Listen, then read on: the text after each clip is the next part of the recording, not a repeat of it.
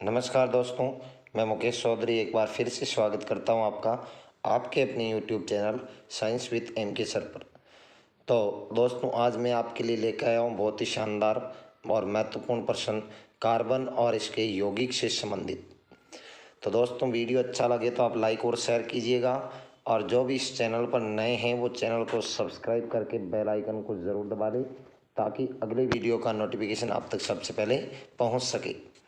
दोस्तों, ये क्लास आपके रेलवे, एनटीपीसी, ग्रुप डी, पटवार, रीटो, आर्मी, इनके लिए महत्वपूर्ण साबित होगी। तो आप ज़रूर जुड़िएगा इस क्लास में और प्रश्नों के आंसर दीजिएगा। और अगर दोस्तों आप इसकी पीडीएफ प्राप्त करना चाहते हो तो हमारे टेलीग्राम ग्रुप को ज्वाइन कर सकते हो, और हमारे टेलीग्राम ग्रुप का लिंक आपको डिस्क्रिप्शन में दिया हुआ होगा। तो चलिए दोस्तों, हम शुरुआत करते हैं कार्बन और इसके महत्वपूर्ण यौगिक की। तो देखिएगा, पहला प्रश्न ये रहा आपके सामने। जीवन शक्ति सिद्धांत का प्रतिपादन किस रसायनज्ञ ने किया? पहला ऑप्शन बर्जीलियस, दूसरा वोहलर, तीसरा कोल्बे और चौथा बर्थेलोट। तो जवाब दीजिएगा दोस्तों। यहाँ पर आपका सही जवाब होगा बर्जीलियस। जीवन शक्ति सिद्धांत का प्रतिपादन करने वाले थे बर्जीलियस। चलिए अगला प्रश्न देखिएगा, बहुत ही अच्छा प्रश्न है, बहुत बार पूछा गया है दोस्तों। स्टार लगा लीजिएगा प्रश्न को। कि प्रयोगशाला में संश्लेषित किया गया पहला कार्बनिक यौगिक था? पहला ऑप्शन लैक्टिक एसिड, दूसरा ग्लूकोज, तीसरा यूरिया और चौथा यूरिक एसिड। तो प्रयोगशाला में सबसे पहले संश्लेषित किया गया कार्बनिक पदार्थ कौन सा था? तो यहाँ पर आपका सही जवाब होगा यूरिया। क्या होगा? यूरिया। और यूरिया का संश्लेषण करने वाले थे वोहलर। कौन थे दोस्तों? वोहलर ने यूरिया का संश्लेषण किया था सबसे पहले प्रयोगशाला में। और यूरिया का सूत्र होता है NH2CO NH2। ये यूरिया का सूत्र होता है। चलिए अगला प्रश्न देखिएगा। कार्बन यौगिकों में कार्बन परमाणु की चारों संयोजकताएं एक समचतुष्फलक के चारों किनारों की ओर दिष्ट होती है तथा कार्बन केंद्र में होता है। यह विचार सबसे पहले किसने दिया था? पहला ऑप्शन जे थॉमसन, दूसरा अल्बर्ट आइंस्टीन, तीसरा माइकल फेराडे और चौथा लिबेल व वॉन्ट हॉफ। तो जवाब दीजिएगा दोस्तों। यहाँ पर आपका सही जवाब होगा लिबेल और वॉन्ट हॉफ ने ये परिकल्पना करी थी कि कार्बन परमाणु की चारों संयोजकताएं एक समचतुष्फलक के चारों किनारों की ओर दिष्ट होती है और कार्बन केंद्र में स्थित होता है। चलिए अगला प्रश्न देखिएगा। प्रकृति में ज़्यादा मात्रा में पाया जाने वाला कार्बनिक यौगिक है? पहला ऑप्शन ग्लूकोज, दूसरा फ्रक्टोज, तीसरा सुक्रोज और चौथा सेल्यूलोज। तो सबसे ज़्यादा मात्रा में कौन सा कार्बनिक यौगिक है? जवाब दीजिएगा। यहाँ पर आपका सही जवाब होगा दोस्तों सेल्यूलोज। सेल्यूलोज ऐसा कार्बनिक यौगिक है जो प्रकृति में सर्वाधिक मात्रा में पाया जाता है। चलिए अगला प्रश्न देखिएगा। निम्न में से कौन सा तत्व सभी कार्बनिक यौगिकों में मिलता है? पहला ऑप्शन कार्बन, दूसरा कैल्शियम, तीसरा नाइट्रोजन और चौथा ऑक्सीजन। तो जवाब दीजिएगा। यहाँ पर आपका सही जवाब होगा दोस्तों कार्बन। क्या होगा? कार्बन। ये सभी कार्बनिक यौगिकों में आपको मिलता है। चलिए अगला प्रश्न देखिएगा। बहुत ही अच्छा प्रश्न है दोस्तों, स्टार लगा लीजिएगा, बहुत बार आया हुआ है। कपूर को किस विधि से शुद्ध किया जाता है? तो पहला ऑप्शन ऊर्ध्वपातन, दूसरा आसवन, तीसरा वर्ण लेखन और चौथा निर्वात आसवन। तो जवाब दीजिएगा दोस्तों। यहाँ पर आपका सही जवाब होगा ऊर्ध्वपातन। ऊर्ध्वपातन विधि के द्वारा कपूर को शुद्ध किया जाता है। अगला प्रश्न देखिएगा दोस्तों, ये रहा आपके सामने। एनिलीन की शुद्धिकरण के लिए कौन सी विधि उपयोग ली जाती है? पहला ऑप्शन भाप स्त्रवण, दूसरा आंशिक स्त्रवण, तीसरा निर्वात स्त्रवण और चौथा ऊर्ध्वपातन। तो एनिलीन के शुद्धिकरण के लिए कौन सी विधि प्रयोग में की ली जाती है? जवाब दीजिएगा। यहाँ पर आपका सही जवाब होगा भाप स्त्रवण। चलिए अगला प्रश्न देखिएगा। कार्बनिक यौगिक CH3OH का IUPAC पद्धति में नाम है। तो पहला ऑप्शन आपका मेथेनॉल, दूसरा मेथेनेल, तीसरा मेथिल अल्कोहल और चौथा हाइड्रोक्सी मीथेन। तो जवाब दीजिएगा दोस्तों। CH3OH का रासायनिक नाम या IUPAC पद्धति में नाम, तो यहाँ पर आपका सही जवाब होगा ऑप्शन ए मेथेनॉल। मेथेनॉल जो होता है इसका IUPAC में नाम होता है, मतलब मेथेनॉल CH3OH को कहते हैं। चलिए अगला प्रश्न देखिएगा। इथिलीन का IUPAC नाम है। पहला ऑप्शन इथीन, दूसरा एथाइन, तीसरा प्रोपीन और चौथा प्रोपाइन। तो इथिलीन का IUPAC नाम क्या है, जवाब दीजिएगा। यहाँ पर आपका सही जवाब होगा इथीन। क्या होगा? इथीन इथिलीन का IUPAC नाम है। चलिए अगला प्रश्न देखिएगा।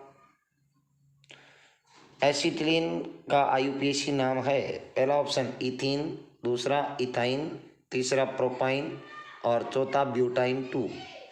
तो एसिटिलीन का IUPAC नाम, जवाब दीजिएगा दोस्तों। यहाँ पर आपका सही जवाब होगा इथाइन। क्या होगा? इथाइन कहते हैं एसिटिलीन को, ध्यान रखना। और इसका सूत्र क्या होगा, देखो दोस्तों, इथाइन मतलब एल्काइन श्रेणी है, तो एल्काइन श्रेणी का सूत्र होता है CnH2n -2, या एथ का मतलब होता है कार्बन 2, तो यहाँ पर n की जगह 2 रखेंगे, C2H 2 × 2 4 -2, तो C2H2 हो जाएगा। ये आपके इथाइन का सूत्र होता है। चलिए अगला प्रश्न देखिएगा। IUPAC प्रणाली के अनुसार C2H5OH का नाम क्या है? पहला ऑप्शन इथेनेल, दूसरा इथेनॉल, तीसरा प्रोपेनॉन और चौथा इथाइन। तो जवाब दीजिएगा दोस्तों। IUPAC प्रणाली के अनुसार C2H5OH का नाम, तो यहाँ पर आपका सही जवाब होगा इथेनॉल। क्या है? इथेनॉल। चलिए अगला प्रश्न देखिएगा। क्लोरोफॉर्म का IUPAC में नाम है। पहला ऑप्शन आपका ट्राइक्लोरोमीथेन, दूसरा टेट्राक्लोरोमीथेन, तीसरा ट्राइक्लोरोइथेन और चौथा हेक्साक्लोरोइथेनेल। तो क्लोरोफॉर्म का IUPAC में नाम, क्लोरोफॉर्म का सूत्र होता है दोस्तों CHCl3। तो जवाब दीजिएगा। यहाँ पर आपका सही जवाब होगा ऑप्शन ए ट्राइक्लोरोमीथेन। यहाँ पर ट्राइक्लोरोमीथेन की संरचना बनेगी जब आप CHCl3 को व्यवस्थित करोगे तो। चलिए अगला प्रश्न देखिएगा। क्लोरेल का IUPAC नाम है। पहला ऑप्शन इथेनॉल, दूसरा मोनोक्लोरोइथेनॉल, तीसरा डाइक्लोरोइथेनॉल और तीसरा ट्राइक्लोरोइथेनॉल। तो क्लोरेल का IUPAC नाम, जवाब दीजिएगा दोस्तों। यहाँ पर आपका सही जवाब होगा ट्राइक्लोरोइथेनॉल। ट्राइक्लोरोइथेनॉल को कहा जाता है क्लोरेल। चलिए अगला प्रश्न देखिएगा।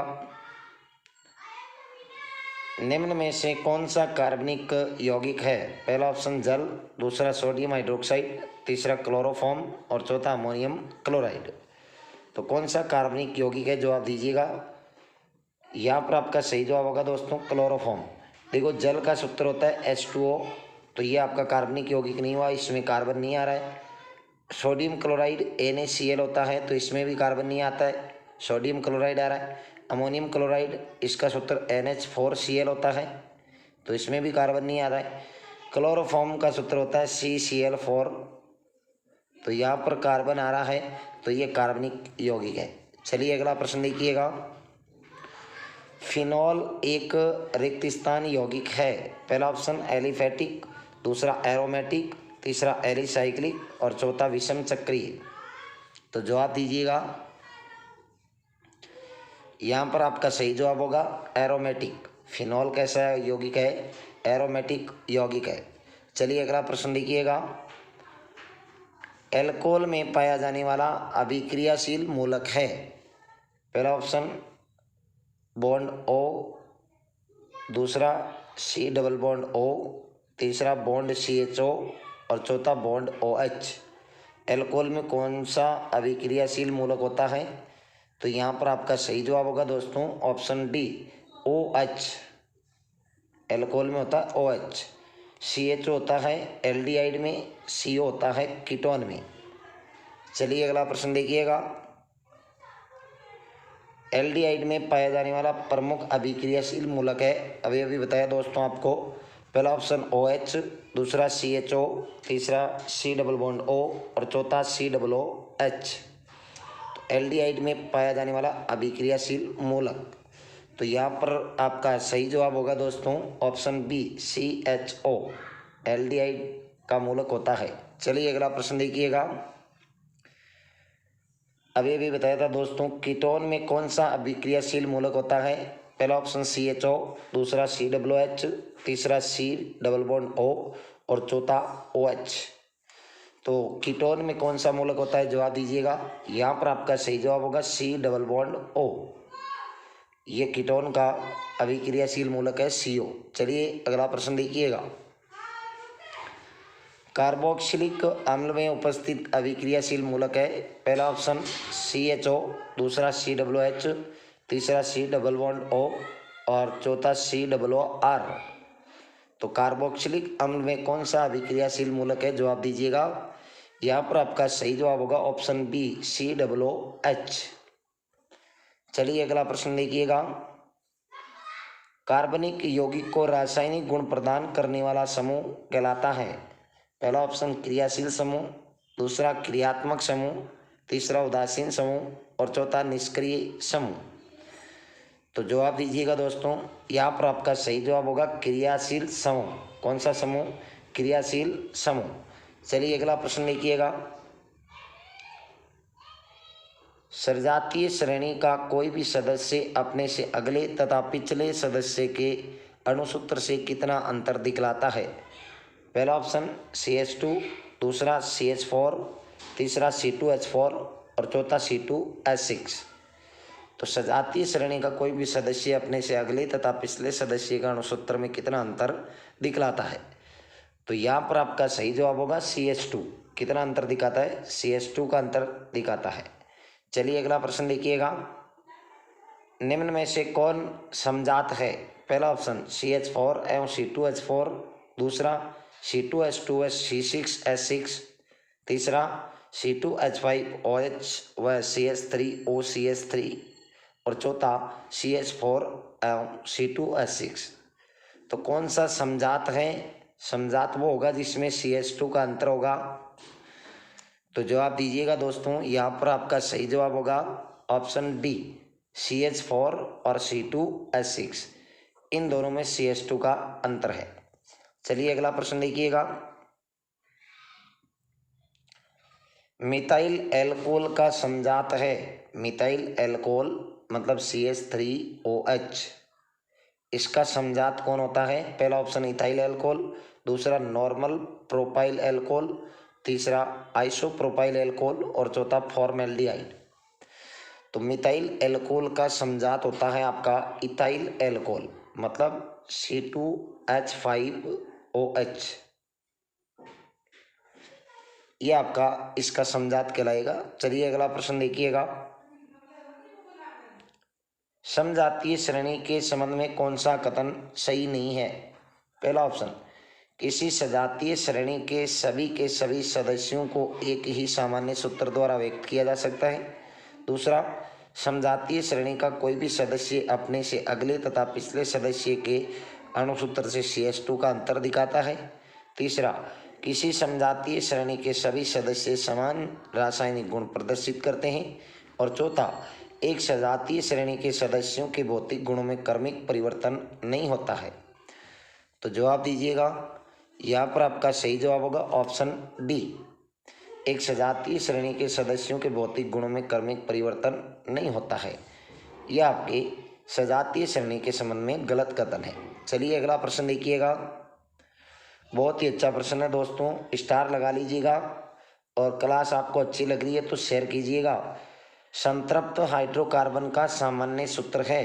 पहला ऑप्शन CnH2n+1, दूसरा CnH2n+2, तीसरा CnH2n-1 और चौथा CnH2n-2। तो जवाब दीजिएगा। यहाँ पर आपका सही जवाब होगा option B. Option B CnH2n+2। ये संतृप्त हाइड्रोकार्बन का सामान्य सूत्र है, मतलब एल्केन श्रेणी का। किसका सूत्र है ये? एल्केन श्रेणी का। चलिए अगला प्रश्न देखिएगा। एल्काइन का सामान्य सूत्र होता है, पहला ऑप्शन CnH2n, दूसरा CnH2n-2, तीसरा CnH2n+2 और चौथा CnH2n-1। तो एल्काइन का सामान्य सूत्र क्या होता है? जवाब दीजिएगा, बहुत बार पूछा जाता है दोस्तों। इसका सही जवाब होगा CnH2n-2। चलिए अगला प्रश्न देखिएगा। एल्कीन का सामान्य सूत्र है, पहला ऑप्शन CnH2n, दूसरा CnH2n-1, तीसरा CnH2n+1 और चौथा CnH2n+2। तो एल्कीन श्रेणी का सामान्य सूत्र, जवाब दीजिएगा दोस्तों। यहाँ पर आपका सही जवाब होगा ऑप्शन ए CnH2n। दोस्तों देखो, यौगिकों की 3 श्रेणियां हैं, एल्केन, एल्कीन और एल्काइन। एल्केन, एल्कीन और एल्काइन। तो अगर हमारे को एल्केन का सूत्र लिखना है तो CnH2n+2 हो जाएगा, और अगर हमारे को एल्कीन का लिखना है तो +2 को वापिस हटा देंगे, और एल्काइन का लिखना है तो यहाँ -2 कर देंगे। यह आपको सूत्र ध्यान रखना है। CnH2n इतना आपको याद रखना है, एल्केन में +2 करना है, एल्कीन में हटाना है और एल्काइन में -2 करना है। चलिए अगला प्रश्न देखिएगा। एल्केन का सामान्य सूत्र होता है, तो पहला ऑप्शन CnH2n, दूसरा CnH2n+1, तीसरा CnH2n+2 और चौथा CnH2n-2। तो एल्केन का सामान्य सूत्र क्या होता है? जवाब दीजिएगा। यहाँ पर आपका सही जवाब होगा ऑप्शन सी CnH2n+2। चलिए अगला प्रश्न देखिएगा। एसिटिलीन का मूलानुपाती सूत्र है, पहला ऑप्शन CH, दूसरा CH2, तीसरा CH4 और चौथा C2H2। तो एसिटिलीन का मूलानुपाती सूत्र बताइएगा दोस्तों। यहाँ पर आपका सही जवाब होगा CH। क्या होगा? CH, ये आपके एसिटिलीन का मूलानुपाती सूत्र है। चलिए अगला प्रश्न देखिएगा।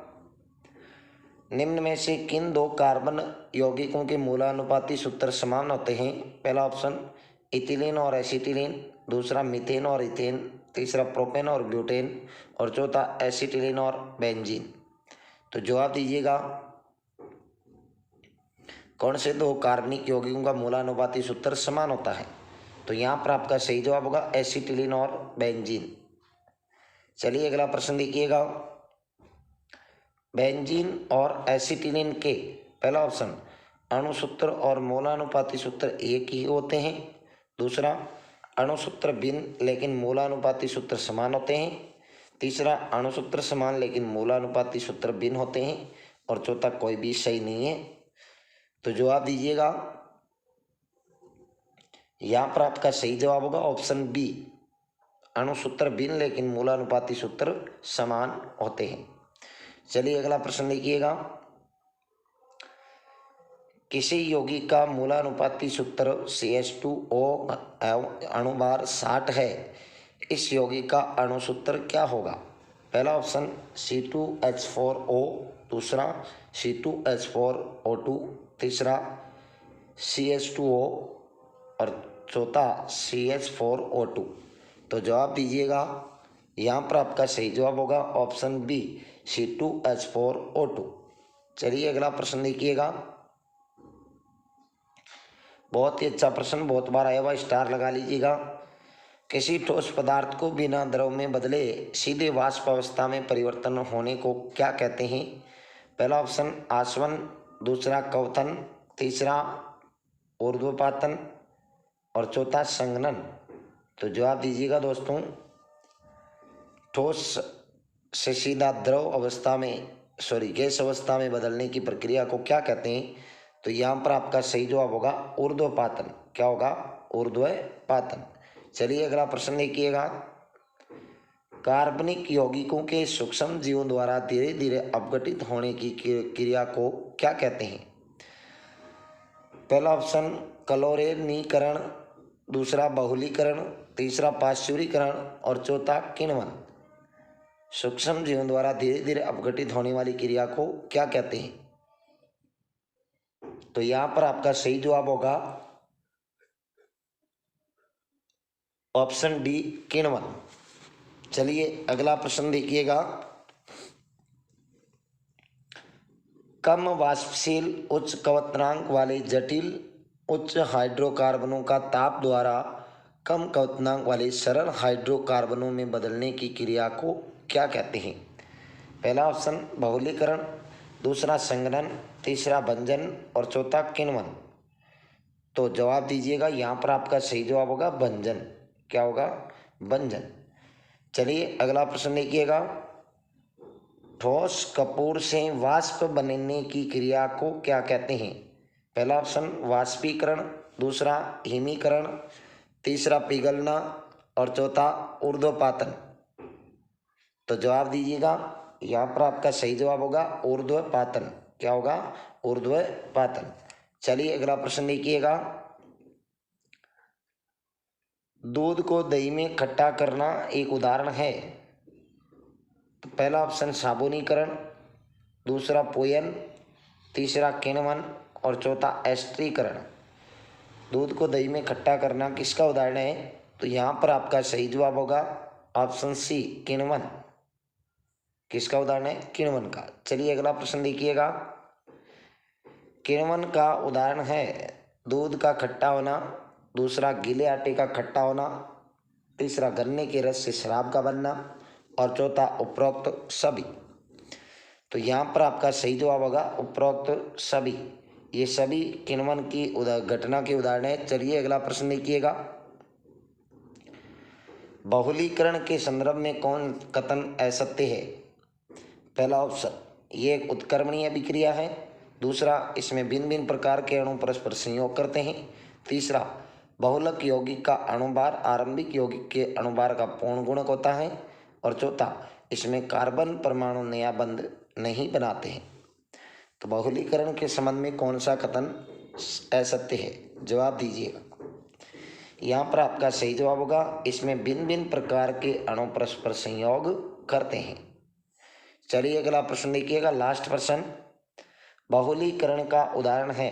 पहला ऑप्शन एसिटिलीन का बेंजीन में परिवर्तन, दूसरा फॉर्मेल्डिहाइड का ट्रियोक्सोन में परिवर्तन, तीसरा एसिड एल्डिहाइड से पैरा एल्डिहाइड में परिवर्तन और चौथा उपरोक्त सभी। तो यहाँ पर आपका सही जवाब होगा ऑप्शन डी उपरोक्त सभी। ये बहुलीकरण के उदाहरण है। तो दोस्तों ये थे कार्बन और कार्बन के यौगिक से संबंधित 40 महत्वपूर्ण प्रश्न। इसकी 2-3 PDF और आएगी दोस्तों, तो आप लगातार इस चैनल के साथ जुड़े रहिएगा और अगर वीडियो अच्छा लगा तो इसको आप लाइक और शेयर कीजिएगा। और जो भी इस चैनल पर नए हैं वो चैनल को सब्सक्राइब करके बेल आइकन को ज़रूर दबा लें ताकि अगली वीडियो का नोटिफिकेशन आप तक सबसे पहले पहुंच सके।